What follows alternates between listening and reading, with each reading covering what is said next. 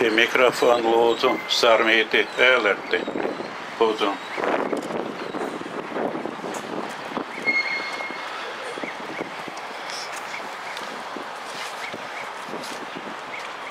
Godātie represētie, viņu tuvinieki, pēcteči.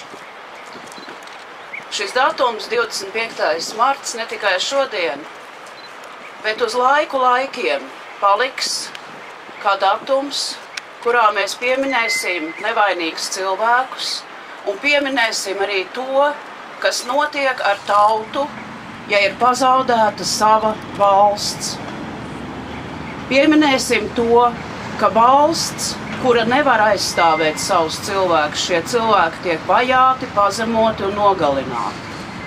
Un šajā laikā, kad Krievija ir pakampusi gabalu no neatkarīgas kaimiņu valsts, jautājums par to, kāds ir mūsu katra pienākums stiprināt savu valsti, atkal ir tikpat aktuāls, kāds tas bija 1918. gadā, kā tas bija 88., 89., 90. gadā. Mums ir vajadzīga savu valsts, lai mēs, kā jau tas Latvijas himnā ir teikts, varētu šeit mierā un laimē dzīvot.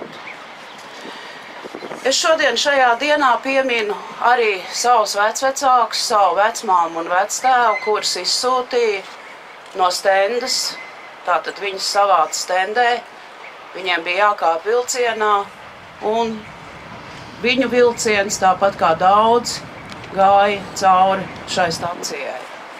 Pieminot viņus, es nolieku šo ziedus un pieminot visus netaisnīgi cietušos.